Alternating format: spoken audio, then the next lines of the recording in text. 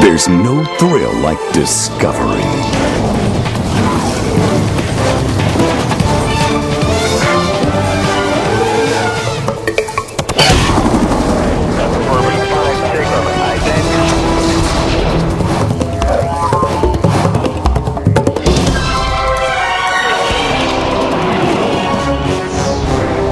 The Discovery Channel. É um pano de linho descorado marfim com várias marcas um pouco mais escuras. É realmente a imagem de Jesus Cristo momentos depois de sua crucificação, como muitos acreditam? As manchas são realmente o seu sangue? Segundo os testes de datação pelo carbono, não. Eles indicam que o tecido de 4,30 metros é uma falsificação medieval inteligente. Mas informações recentes levantaram sérias dúvidas sobre a precisão do teste de datação pelo carbono. Os cientistas estão novamente voltando suas atenções para a antiga pergunta: esta é uma imagem de Jesus crucificado?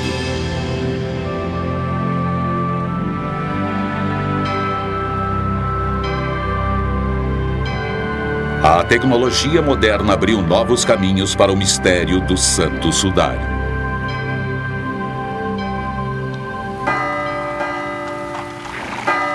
Catedral de Turim, Itália, 1898.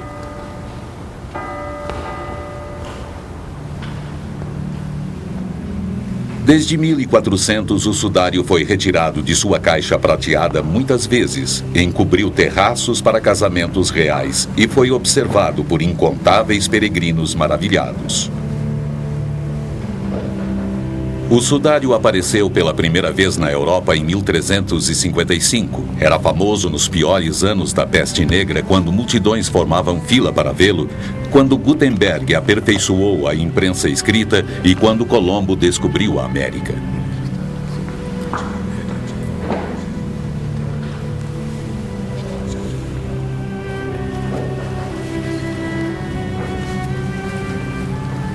Numa época em que faltavam instrumentos científicos e as falsificações eram comuns, não havia como resolver a questão da autenticidade do sudário. O povo, em geral, considerava que o sudário era autêntico, mas o debate entre a ciência e a religião estava apenas começando. Em 1898, a Igreja permitiu que o tecido fosse examinado pelos olhos impessoais de uma invenção bastante recente, uma câmera.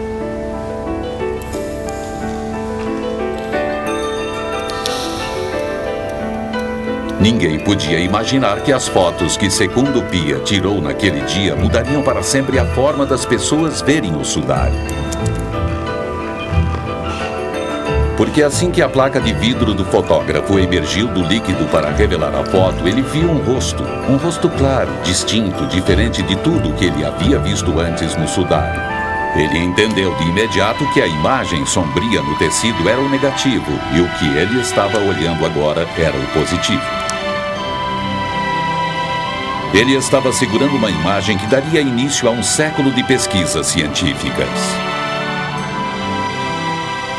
Turim. 100 anos depois daquela primeira foto ter sido feita, a cidade de Turim prepara mais uma exposição pública do pano. Neste período, ele se tornou o objeto mais estudado da história humana.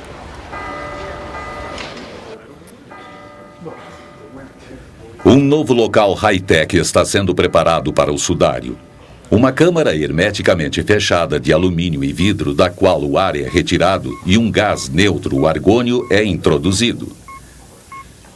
Quando o sudário for colocado aqui dentro, nunca mais ele vai ser enrolado ou manuseado sem cuidados. Toda esta atividade pode parecer estranha se, de acordo com os testes de datação pelo carbono, o sudário for falso. Trata-se de fé cega ou existe motivo para se duvidar das descobertas científicas? O sudário é novamente centro de controvérsias. Numa entrada lateral, o acesso é supervisionado por guardas.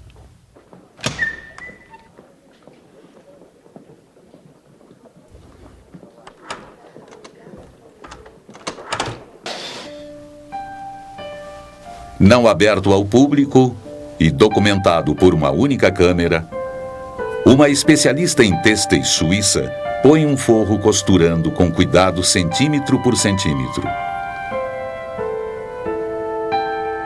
Para o curador do sudário, não resta dúvida de quem este sudário cobriu um dia. Pois bem, esta imagem representa um homem que morreu torturado e crucificado. No sudário de Turim há 3 tipos de sinais. Os sinais mais evidentes são chamuscamentos de um incêndio que quase destruiu o sudário na Idade Média. Em seguida, a imagem anatomicamente correta de um homem visto de frente e de costas. E em terceiro lugar, o que parecem ser manchas de sangue. As manchas de sangue conferem com as descrições bíblicas da tortura e crucificação de Jesus, o açoitamento, a coroa de espinhos, o ferimento da lança. Mas o sangue é sangue de fato? E como a imagem foi parar no tecido para começo de conversa? O mistério que envolve estas perguntas desafia cientistas há gerações.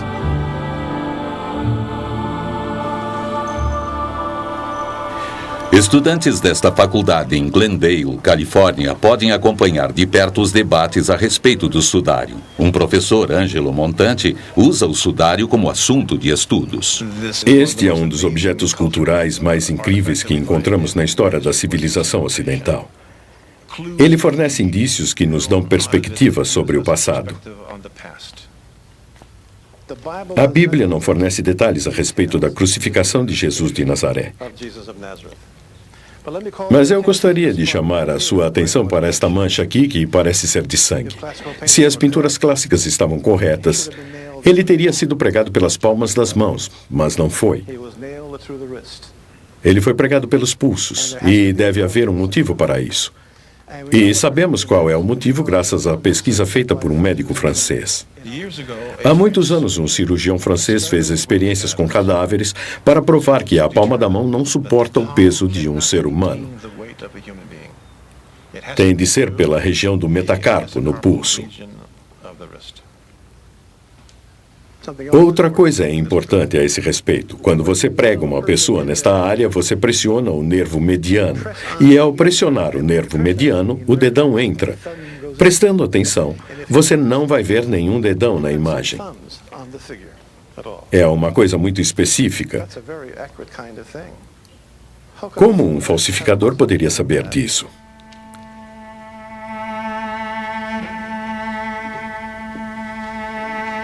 Aqui temos uma imagem ampliada do sudário.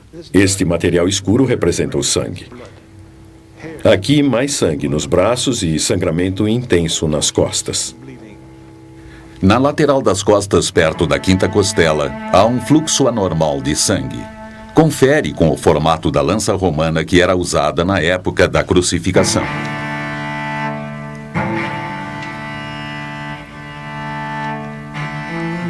Existe muito sangue no sudário, tanto que você fica estarrecido com a crueldade dos romanos que impuseram tanta dor a este indivíduo. A crueldade mostrada no sudário excede muito a maioria das versões artísticas da Paixão de Cristo. Por que um falsificador mostraria mais do que as pessoas esperavam ver? Traços curtos de sangue nas costas e nas pernas do homem no sudário intrigaram os pesquisadores durante anos, até que perceberam que eles conferiam exatamente com o formato do chicote do século I, o flagelo. Estou segurando aqui uma réplica de um instrumento de tortura romano. É chamado de flagelo. E no final de cada tira temos essas pelotas. Notem que há um espaço entre as duas pelotas.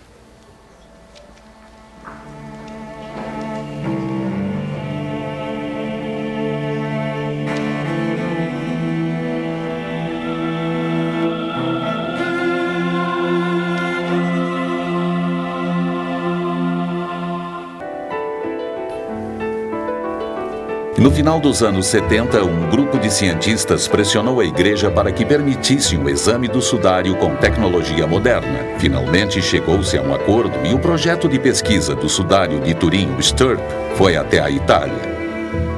O STURP foi montado principalmente com o propósito de examinar o sudário para descobrir como a imagem tinha sido formada.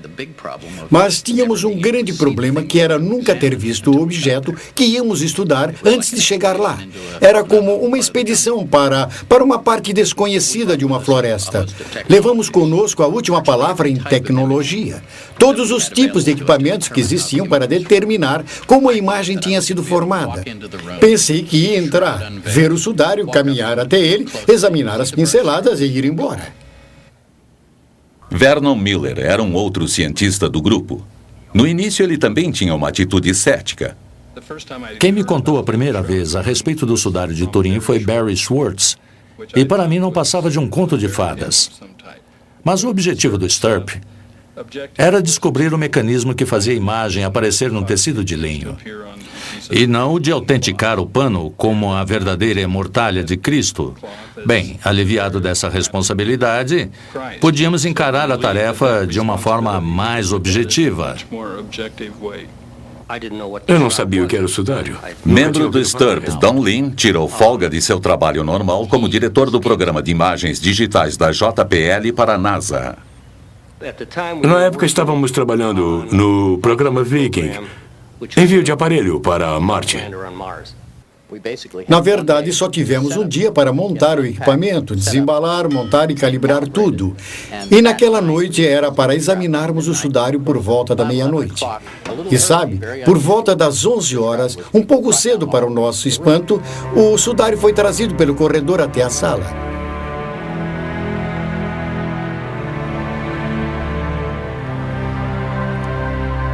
Uma das primeiras experiências feitas com o sudário foi separar o tecido de linho do forro numa pequena área por volta de 10 centímetros. Isso nos permitiu olhar pela primeira vez o verso ou o lado de baixo do sudário de Turim, em 400 anos. E essa imagem foi feita no momento exato, quando eles deram a primeira olhada no verso do sudário.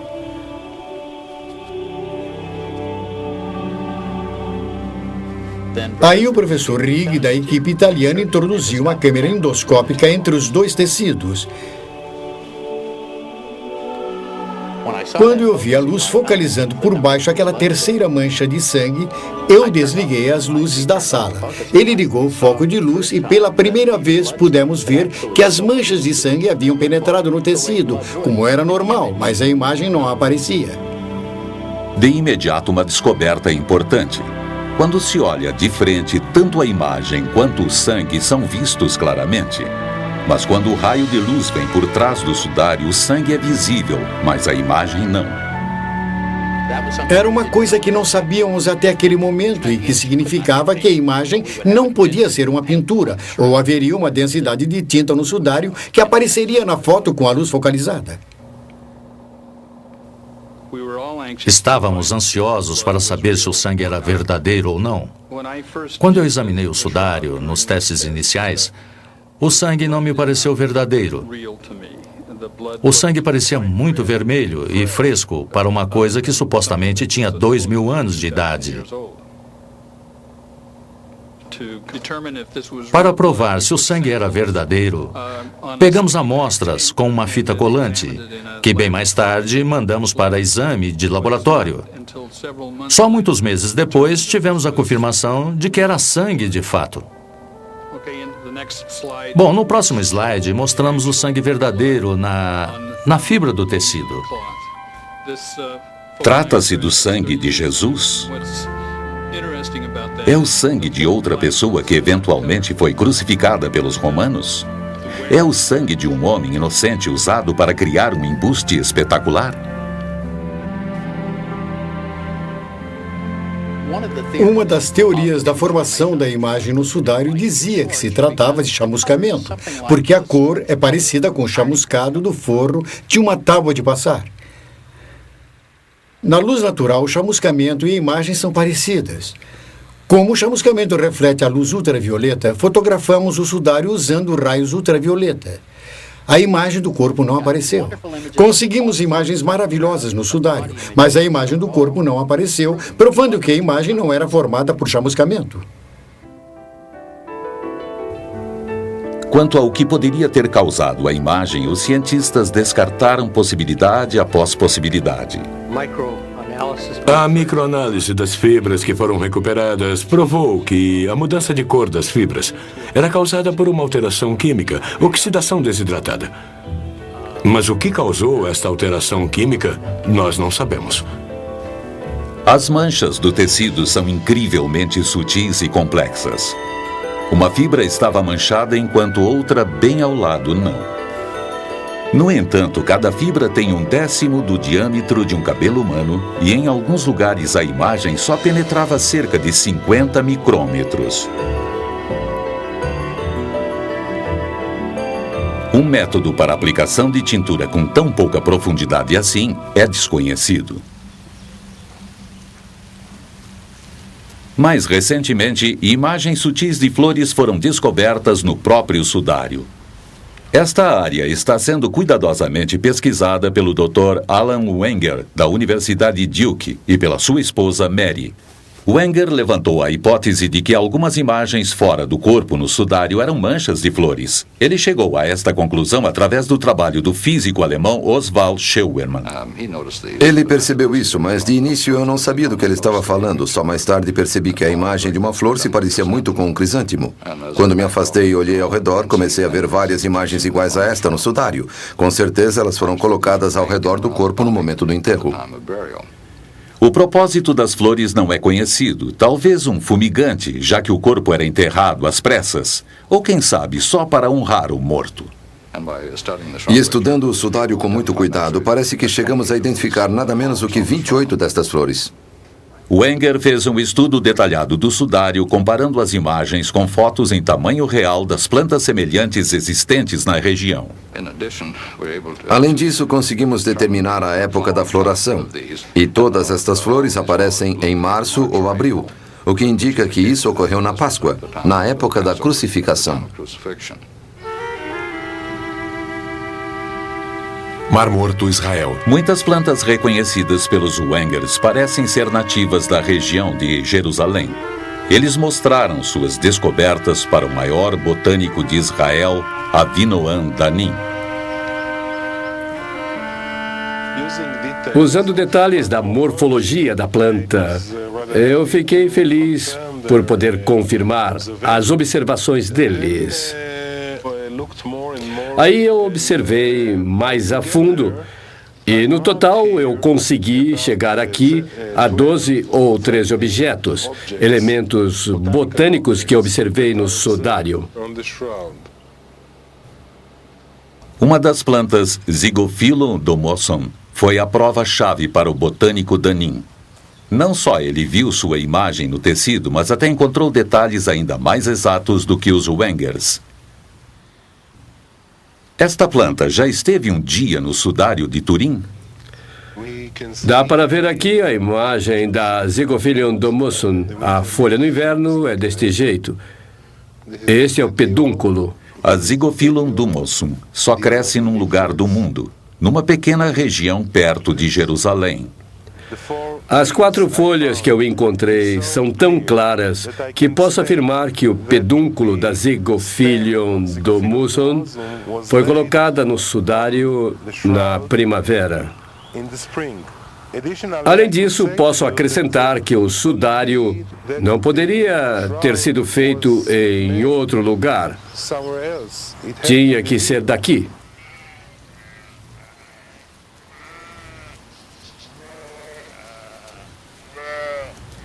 Se havia flores ao redor do corpo, com certeza haveria pólen também.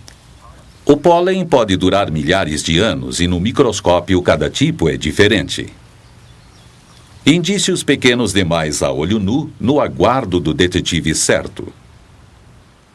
Em 1973, o criminologista suíço Max Frey foi autorizado a colher amostras de pólen das fibras do sudário. Ele as conservou em lâminas. Com prática em botânica, ele passou anos analisando as amostras de pólen. Ele morreu antes de terminar e publicar suas conclusões, mas o trabalho foi retomado por outros. Usando a tecnologia mais moderna, eles podem identificar exatamente cada grão de pólen e rastrear a planta de origem. Uri Baruch é o maior perito em pólen de Israel. Trabalhando com o Dr. Danin, ele calcula o tipo e a frequência do pólen nas lâminas do Frey. Há bem no fundo da minha mente uma espécie de semente com esse tipo de pólen. E este aqui ainda era desconhecido. É a primeira vez que este tipo de pólen aparece. O objetivo é determinar exatamente que tipos de plantas rodeavam o corpo e quais as que prevaleciam. Dos 58 tipos de pólen identificados até agora, 28 plantas só existem no Oriente Médio, prova de que o tecido passou parte de sua história lá. Muitas ainda fazem parte da vida das pessoas da região, como a Fagonia mollis. As folhas da Fagonia mollis são usadas pelos bizantinos no sul do Sinai para curar ferimentos superficiais. Eles pegam os pedúnculos verdes e as folhas, queimam, e a cinza em pó é aplicada no ferimento. Eles chamam o pó de uraga.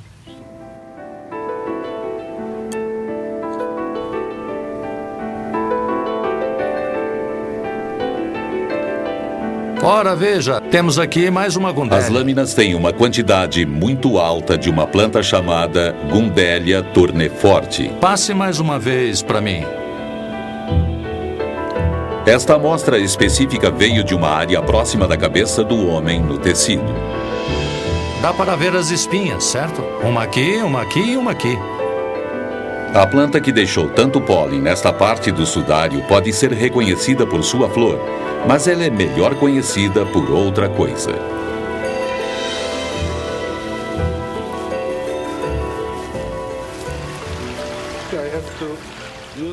Tenho que usar a faca porque a planta tem muitos espinhos. Esta é uma Gundelia tourneforte, a planta que tem a maior quantidade de grãos de pólen no sudário de Turim.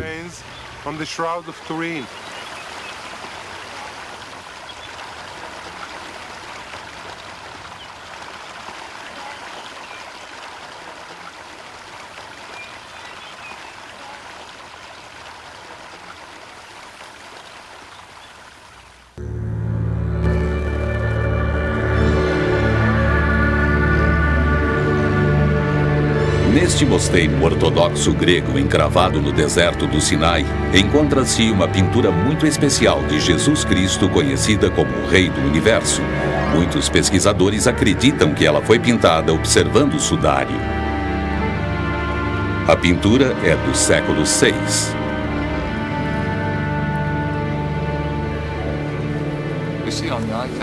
Vemos no ícone que o olhar tem a aparência muito abrangente. Quando comparamos com o sudário, vemos que o olhar no sudário tem a aparência muito abrangente e parece estar um pouco fora de centro. O Dr. Wenger aperfeiçoou uma técnica de luz polarizada para comparar imagens do sudário com outras imagens como o Rei do Universo. E quando giramos o filtro e olhamos estas duas imagens na tela, uma imagem vai se diluir se encaixando na outra. Fazemos isto para comparar com exatidão. No ícone podemos observar o que parece ser um rasgo descendo pelo rosto neste ponto. Aí, se projetarmos o sudário, vamos descobrir que há uma pequena mancha, eventualmente de sangue, descendo no mesmo local.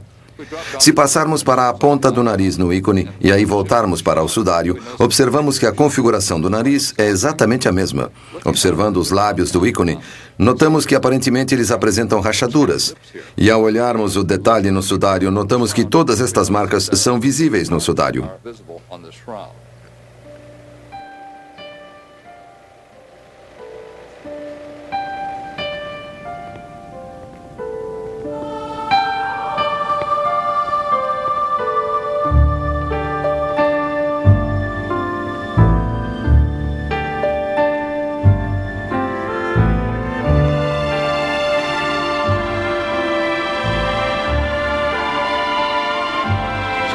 Jesus foi a pessoa mais pintada da história, mas a Bíblia nunca mencionou qual a aparência dele. Como sabemos? Como sabemos que ele tinha barba? Como sabemos que ele tinha cabelo comprido? De onde os artistas tiraram o modelo? Historiador da arte Jack Riley fez um estudo do rosto de Jesus nas pinturas. Existe uma fonte comum para esta imagem que todos conhecemos? Cada artista tem sua própria visão do homem sofredor, triunfante, o redentor, o humilde. Mas os artistas no decorrer dos séculos se mantiveram dentro de alguns parâmetros, o que nos permite reconhecer o homem como sendo Jesus. Quais são as bases e de onde elas vieram?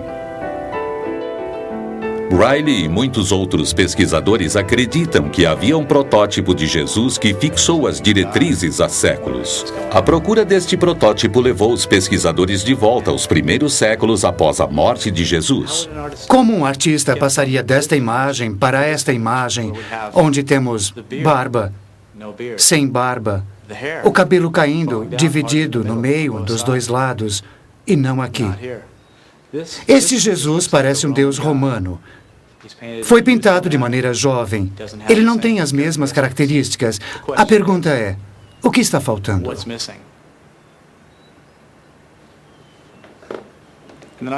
Nos anos 30, o pesquisador francês Paul Vignon observou numerosas características nas pinturas que foram feitas de Jesus Cristo durante muitos anos. Estas vieram a ser conhecidas como características Vignon. Primeiro notamos esta linha atravessando a testa de Cristo. E olhem só isso, um quadrado geométrico de 3 lados formando o nariz. E também outro triângulo bem aqui no nariz, o nariz alongado característico de várias pinturas do Cristo daquela época. Os pesquisadores identificaram os olhos de coruja, o nariz alongado e as demais características de Vignon no sudário. Seria o sudário modelo original? Temos aqui algumas reproduções de pinturas do século XI e XII, nas quais vocês vão notar estas características geométricas. Primeiro, bem aqui acima do nariz, dá para ver aquele estranho quadrado em forma de U, com 3 lados. Os olhos de coruja, o nariz alongado é típico. Observem as 2 mechas compridas de cabelo sobre a testa. Em todas as 4 imagens, em todas se vê mechas de cabelo. Não apenas uma, mas na verdade sempre 2 mechas de cabelo. Todas estas características, todos estes pontos congruentes me levam a acreditar que alguma coisa influenciou estes artistas.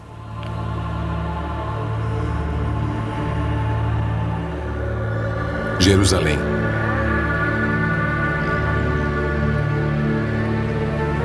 Se o sudário é a mortalha de Jesus, ele começou sua jornada aqui, onde Jesus morreu. Na cidade moderna de Jerusalém, o passado ainda está vivo. Muitos costumes ainda refletem o mundo antigo. O enterro do homem no sudário confere com a antiga cultura judaica. O rabino nascido nos Estados Unidos, Micha Halpern, mora em Israel há anos. Ele se especializou no estudo da vida judaica do século I. Esta é a Via Dolorosa. Tem cerca de 1.600 metros. É o lugar tradicional por onde Jesus caminhou para ser crucificado.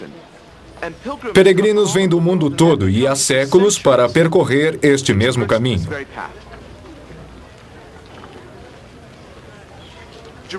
Jerusalém, na época, era uma cidade judaica e, em consequência, Jesus teria sido enterrado no contexto da lei judaica. Pesquisadores do sudário acreditam que o enterro de Jesus, embora apressado, foi efetuado de acordo com os costumes judaicos. A Bíblia judaica preconiza que deve-se guardar o dia de sábado para mantê-lo santo. Na sexta-feira, à tarde, as pessoas se apressam e correm para terminar os seus afazeres antes que o sábado tenha início. O mesmo ocorria também há 2.000 anos. Jesus foi tirado da cruz numa sexta-feira, a fim de ser enterrado às pressas antes do sábado começar, porque nada pode ser feito no sábado. Nada de trabalho, só descanso.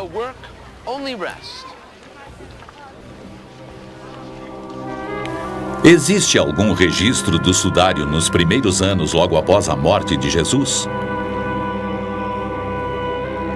De acordo com a lenda, um rei na cidade próxima de Edessa ficou muito doente e chamou um curandeiro judeu. Jesus já tinha morrido, mas um tecido com a sua imagem foi entregue ao rei.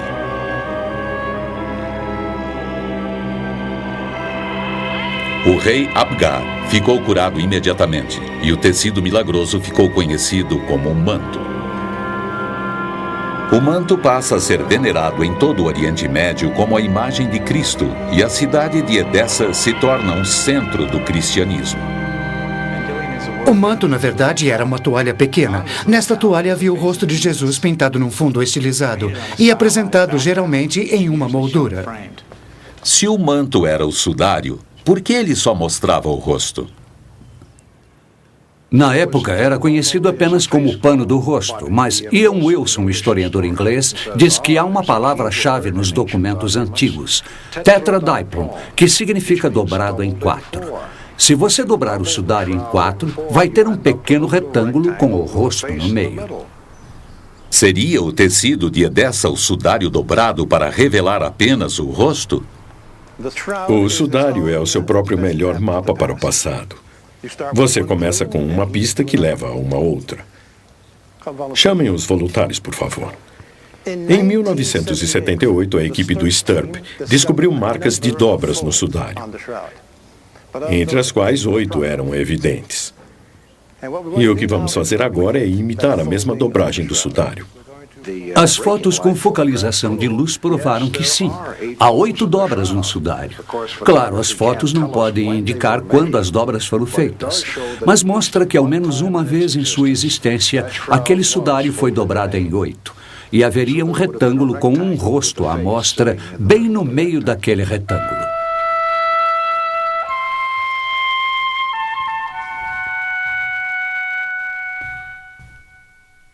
No ano de 944, o manto foi transferido para Constantinopla, onde periodicamente era exposto ao público. Lá, em 1203, um cavaleiro francês da Quarta Cruzada informou ter visto a imagem do corpo de Cristo num tecido. Um ano depois, os cruzados saquearam a cidade e levaram os espólios para a Europa. Aqui o registro do manto termina de repente e o registro do lenço começa.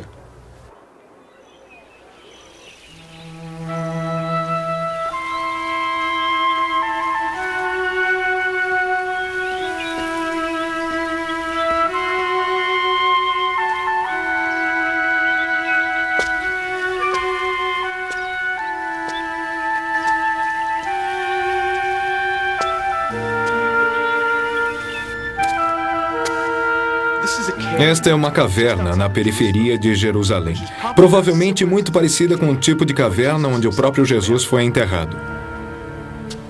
Era fechada com uma pedra grande, uma enorme rocha, e é assim que a Bíblia cristã, na verdade, descreve o enterro de Jesus. Quando o grupo do STURP examinou o verso do sudário, eles descobriram que alguns grãos de pólen não podiam ser identificados porque estavam recobertos por um mineral. Este mineral foi posteriormente analisado e rastreado. Ao investigar o mineral, eles descobriram que se tratava de um tipo de calcário. Um calcário muito, muito raro e típico de uma região na periferia de Jerusalém.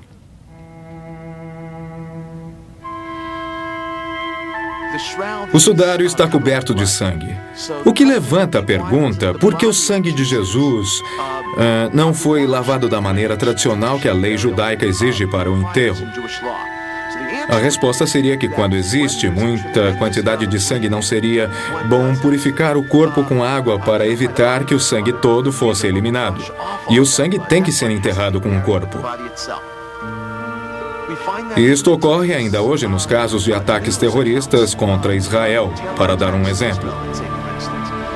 Após uma ocorrência desse tipo, os rabinos e outros cidadãos literalmente correm para estancar o sangue das vítimas, o que é necessário para que tenham um enterro adequado.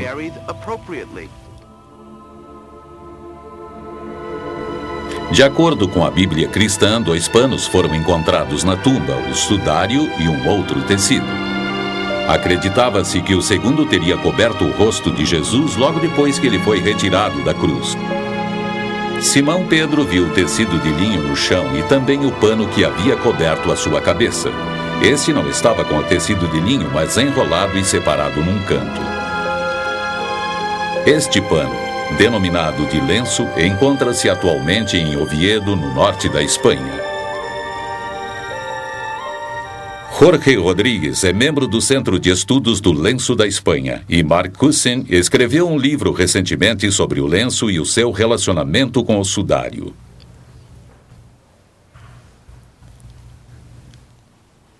O lenço está coberto de sangue, mas não existe imagem como no sudário. Acredita-se que este lenço foi retirado do rosto antes do corpo ser embrulhado no sudário. O lenço está fugindo do perigo. Ele sempre esteve adiante dos invasores, escapando por pouco, sempre indo mais para o norte, em locais mais seguros. E é aqui que ele ficou. Este era o lugar mais seguro da Espanha durante a invasão dos mouros. Ele começou a jornada saindo de Jerusalém no ano de 614 para escapar ao avanço do exército persa. Primeiro foi levado para Alexandria e foi sendo levado cada vez mais para o oeste pela costa africana até chegar em Toledo, na Espanha cristã. Quando a invasão dos mouros teve início na Espanha em 711, o lenço foi despachado às pressas para as montanhas no norte e escondido numa caverna.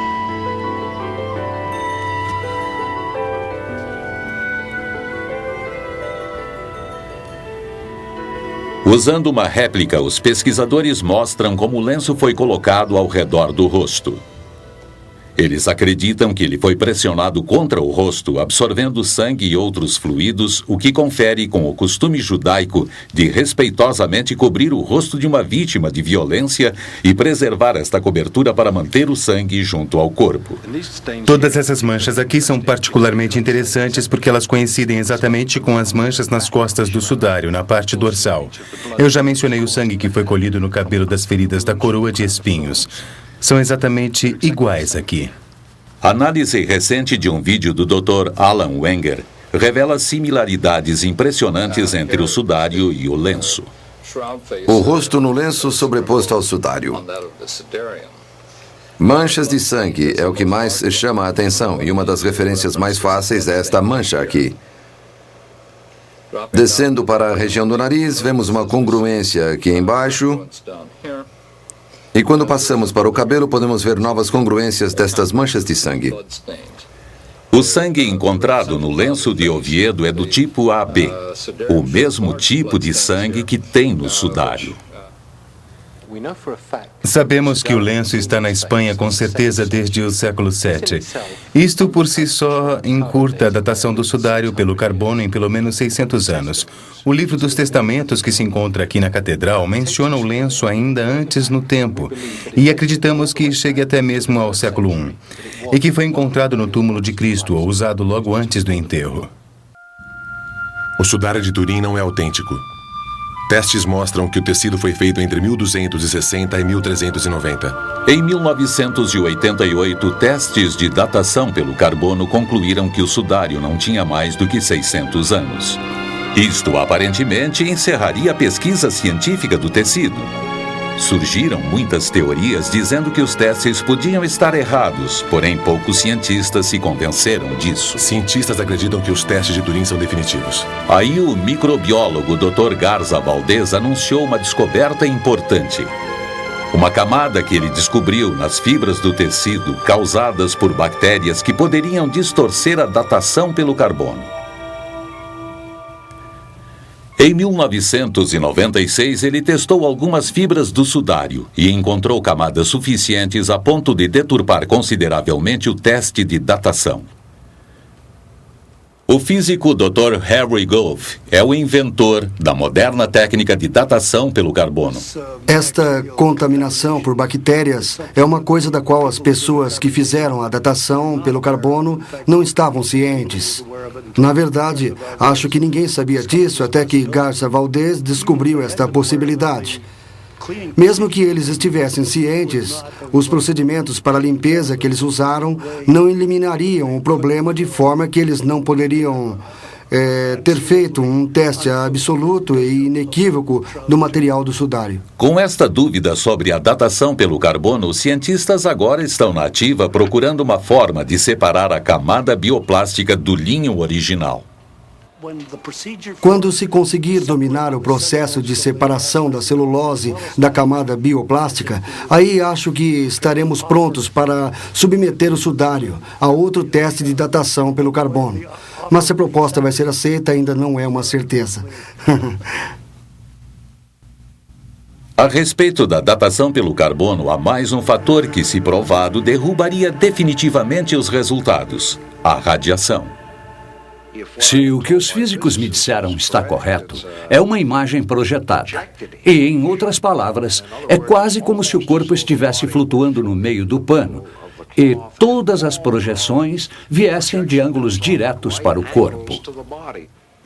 Esta imagem fica em linha direta com o corpo que está paralelo à gravidade.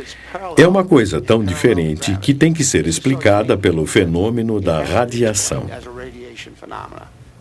A radiação pode ser a única forma de explicar descobertas recentes de que a imagem é como um raio-x que revela estruturas internas do corpo. Estamos vendo os ossos, os metacarpos aqui.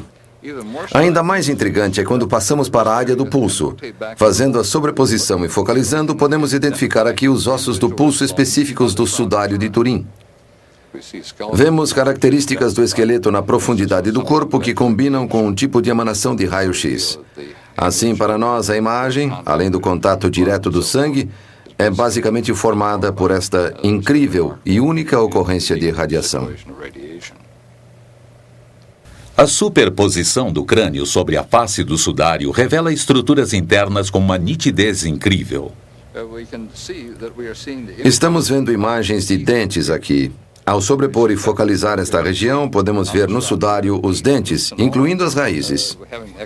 E qual é a fonte da radiação? Alguns pesquisadores acham que tem a resposta para isso também. Acredito que esta imagem está no tecido por causa da transformação que ocorreu durante a ressurreição.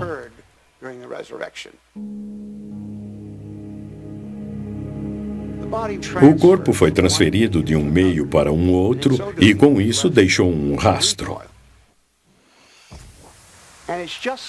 E foi este rastro de partículas irradiando do corpo que marcou a imagem no sudário. É por este motivo que temos o efeito tridimensional no caso. O que causa isso, eu não sei. E muito menos como essa energia emana de um corpo.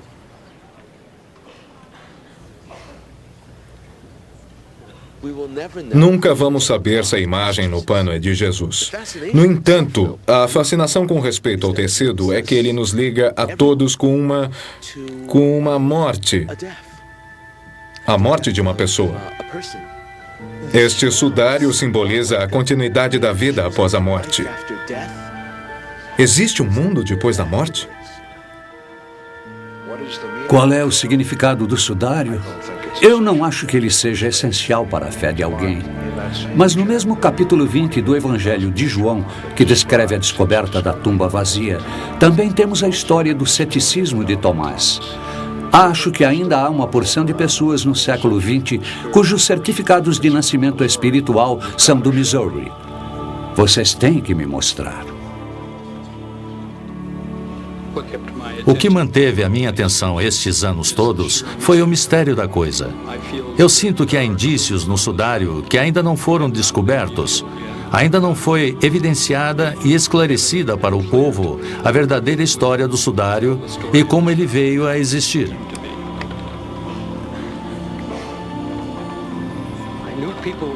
Eu sabia que as pessoas iriam fazer muitas perguntas, como, por exemplo, se eu tinha grandes experiências religiosas. Aí eu me sentei por volta das 3 horas da manhã.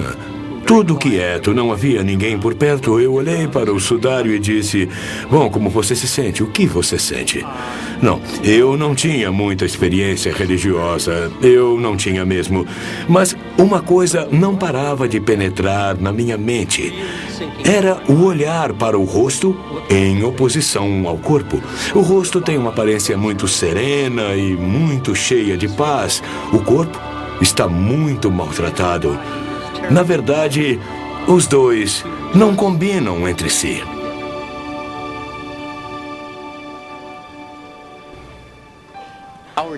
Nossa equipe gastou centenas de milhares de horas e o tempo todo sempre se lembrando de que o nosso objetivo principal era determinar como a imagem tinha sido formada, mas não chegou a uma conclusão.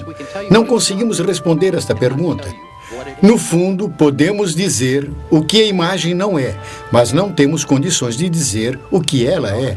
A teologia não deve entrar em conflito com a tecnologia. A razão nunca poderá provar a divindade de Cristo. A ciência não pode fazer uma afirmação teológica. No máximo, ela pode dizer que o pano provavelmente embrulhou o histórico Jesus de Nazaré. Mas a pergunta que a teologia formulou é: quem você diz que eu sou? Nenhum laboratório científico pode responder isso. Continua por conta de cada um rever as provas e decidir por si mesmo o que o sudário de Turim, na verdade, é.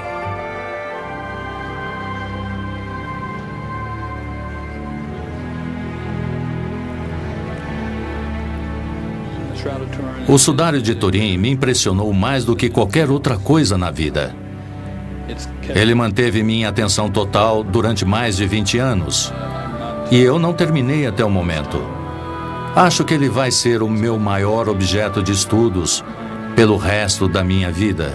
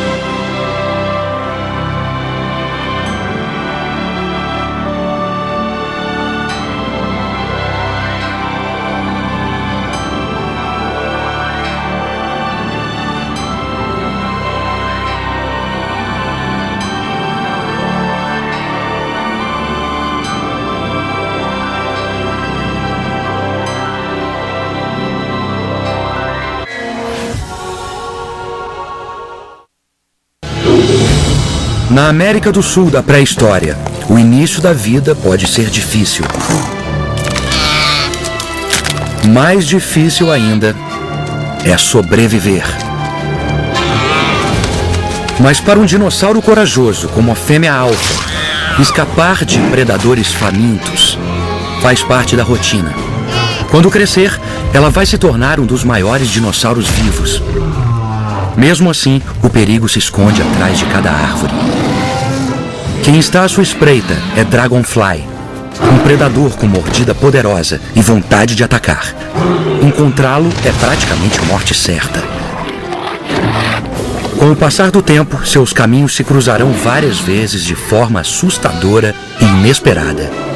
Para um dinossauro fora do comum, a jornada pela vida é uma aventura emocionante.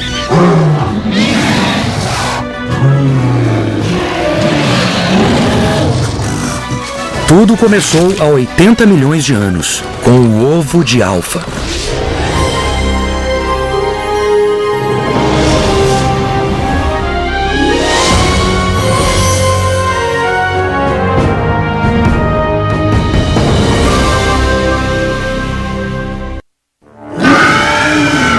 Sob as asas de gigantes, fica uma terra que estremece com o movimento de manadas inquietas e que ecoa com o grito de predadores grandes e pequenos.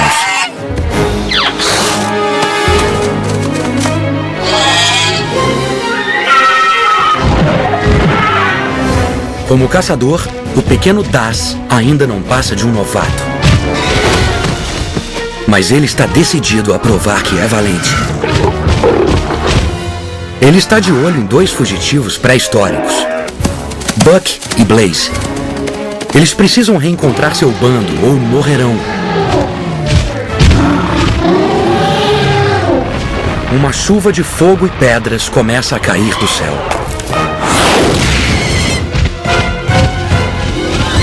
Uma parede incandescente ergue-se, ameaçando tudo e todos. Em uma terra esquecida chamada América do Norte, Este é o começo para Das, o Caçador.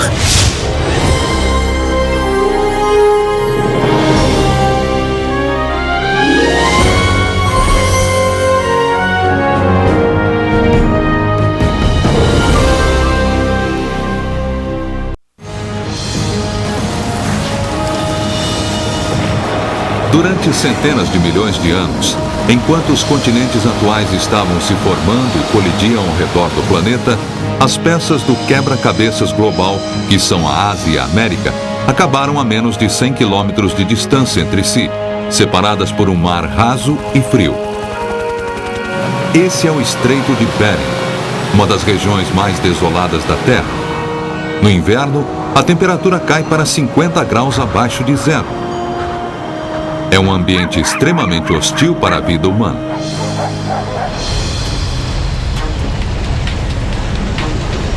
Mas se um engenheiro visionário alcançar seus objetivos, um dia a tripulação de um petroleiro atravessando o estreito vai olhar para cima com admiração, ao passar sob uma das maiores estruturas já construídas. A mais longa ponte já concebida, na mais hostil das regiões do mundo. Uma ponte entre o velho e o novo mundo, ligando dois continentes.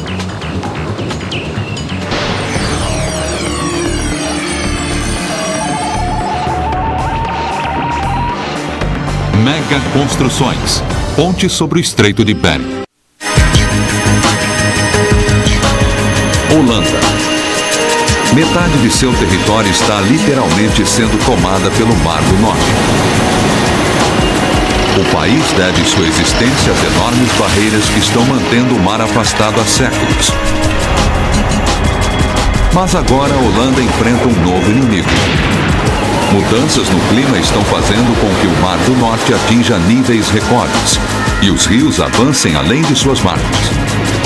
Os holandeses são mestres na construção de diques e enormes barreiras móveis. Será que os engenheiros encontrarão uma forma de superar esta crescente ameaça? Ou será este o fim de 2000 anos de história, quando o mar finalmente tomar de volta o que é dele?